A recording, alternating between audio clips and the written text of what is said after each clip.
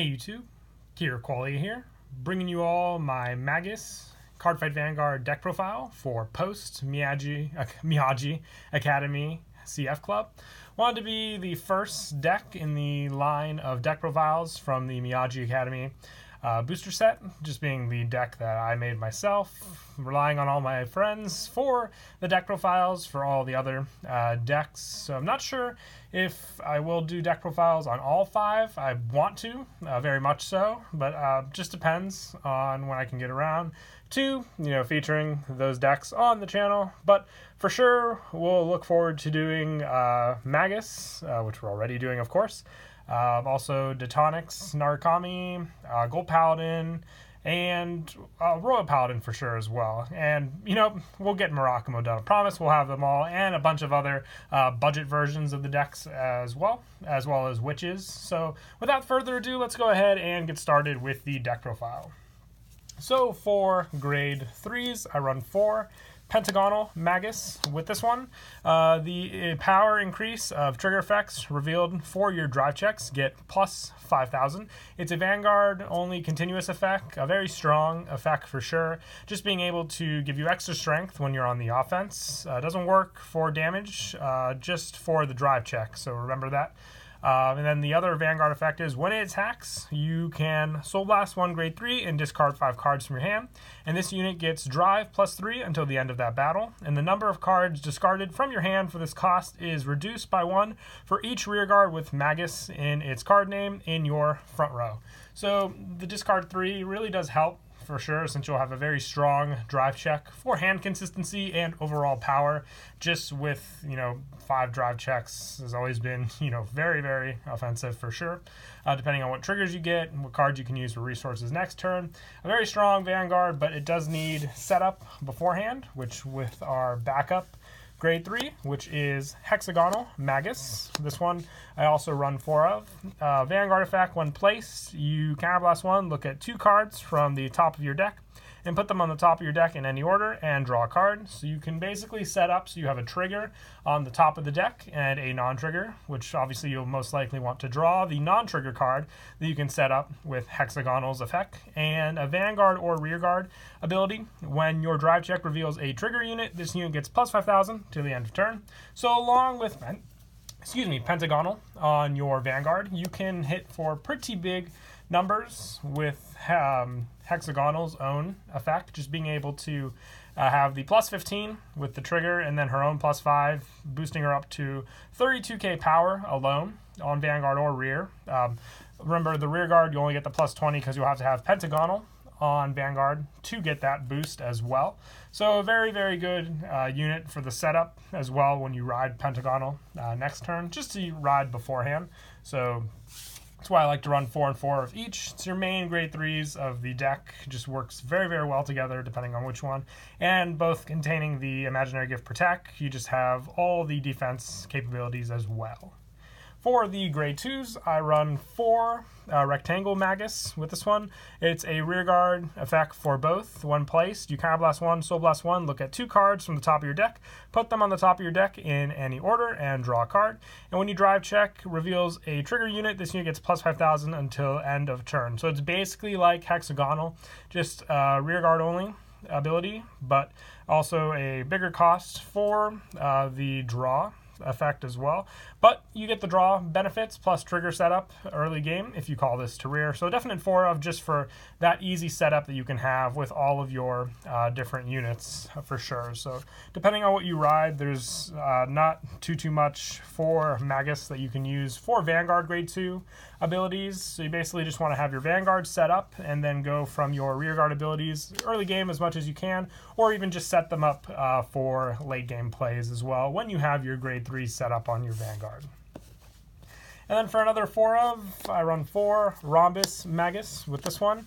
When it attacks, if you have a Vanguard with Magus in its card name, until the end of that battle, this unit gets plus 5,000, and if that Vanguard is a grade 3, your opponent cannot intercept. So the intercept definitely does come in handy with Rhombus, just for the fact that if you don't have big numbers or you gave your trigger units to other ones, you can make your opponent waste your hand with this card, especially since the plus 5 will at least mean it'll hit a Vanguard, and if they're at a grade 3, not being able to intercept, which most of the time intercepts have, smaller shields, which they may want to use for this attack. Having to waste bigger, trigger units in hand for the guard will definitely offset them for sure. So this card definitely has big capabilities for sure if you have that plus 5,000, which you should always have that Vanguard with Magus in its card name for that power boost.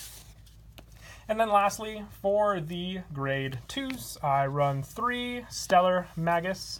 For this one on rear, during the battle, it is boosted. This unit gets plus 2,000, and when an attack hits a Vanguard, you may put a card from your hand on top of your deck. So if you attack first with this unit on rear, just being able to set up the top of your deck with a trigger unit, even if you want to reuse a heal trigger, you can just have that setup going for you. If you already know what the other top card of your deck is, you can hit for double trigger with some of your cards like Pentagonal, or just your grade 3 drive check in general, hitting for some pretty powerful attacks. It's going to make your opponent definitely want to guard these just for that easy setup. Yes, you do use a card from your hand for that cost, but well worth it if it means you're getting a successful trigger off. And that is it for the grade 2s. When I move on to the grade 1s, I want to run 4 Tetra Magus. Sadly, this was the only one I didn't get a playset of. Was able to get a playset of Pentagonal, but until I get my 4th one, I'm putting in 1 core Magus to replace, just as a good substitute. But Tetra on rear, when placed, if your Vanguard is a grade 3 or greater, you counterblast 1, draw a card, reveal up to 1 critical trigger from your hand, put it on the top of your deck. This setup really does put the pressure on your opponent's Vanguard, just because of the fact that you're guaranteeing yourself that you will get a trigger, a critical trigger at that with this unit. So just very good setup to run for this, for the fact that you'll always have that guarantee, and it's very easy just to have that critical trigger in hand to use. And also, if you just get it off the draw, of course, as well. Sadly, it's only a critical trigger, obviously. I think it would be used too much if it was any trigger, for the fact that Stellar has to hit, so you have that going for it. This is just an automatic when placed guarantee to go off of. And then for core, it's a when placed, look at 2 cards from the top of your deck and put them on the top of your deck in any order. So it's good setup, but 4th Tetra would definitely be needed if you have it instead. And I also run 4 Crescent Magus. This one, when placed in the trigger zone, if your Vanguard is a grade 3 or greater, you Soul Blast 1 and countercharge 1. You do use the counter blast for a good amount of cards in the deck, so I like running Crescent Magus just for that reuse of your triggers in the damage zone. Setting up the soul, as long as you have your grade 3s to Soul Blast for Pentagonal, it's not that big of a cost. So just like this card, there is 1 grade 1 I might adjust with Crescent, depending on the lineup and the number I have, so I'll get to that unit when I can. And I also run 4 Ripis Magus. When it boosts, if you have a Vanguard with Magus in its card name, this unit gets plus 5,000 until the end of that battle. The power definitely does come in handy with the boost, and you always have the Magus Vanguard, of course, but for cards like Stellar, to get her abilities off, you want to have some big numbers to make sure they hit, or your opponent's just going to majorly guard this card. But Ripis definitely does come in handy for that plus 5,000 until the end of the battle for the rear guard boost. So definite 4 of, just for any boost, definitely does help a lot of the numbers in the deck. And lastly, for the grade 1s, I definitely do want to run 4 Circle Magus. I don't have 4, sadly, just because it's a great grade 1 ride target. For Vanguard or rear, when your drive check reveals a grade 2 or greater card, you may put that card on the bottom of your deck. If you do, draw a card, just so you can sift through better cards in the deck. And when rode upon, you can counterblast 1 to draw a card. So just that hand setup definitely makes it a 4 of, but sadly, I thought I had my playset. I have to figure out how to get 2 more. If I were to add the last 2 in, I would more than likely take out 1 Ripis and 1 Crescent, just to drop those numbers down to 3, and play the 4 Circle Magus. Next to Tetra, it's definitely one of the most important grade 1s in the deck for sure. And then lastly, for the grade 0s, I run 1 Lozenji Magus. It is your starter, obviously like all starters. It's the Rode Upon draw effect, so pretty much standard with the deck.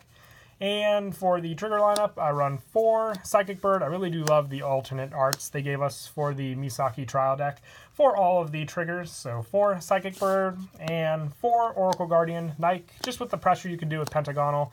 I love 8 crit and 4 draw, so your draw trigger. Mists, pretty much standard for all standard decks, no pun intended. For the Perfect Guard, draw trigger, Sentinel. And lastly, for Sphere Magus, my favorite of the trigger lineup arts for sure. I love this art so much better than the old one, definitely. But other than that, that is it for the deck profile. I hope you all enjoyed the video. Definitely look forward to, if I don't do a budget Magus deck, I'm definitely looking forward to building Witches. Scarlet Witch Coco is one of my favorite units for Oracle Think Tank, so can't wait to build a deck that revolves around her as well. But until then, please don't forget to leave a like and subscribe, and Kira Qualia out.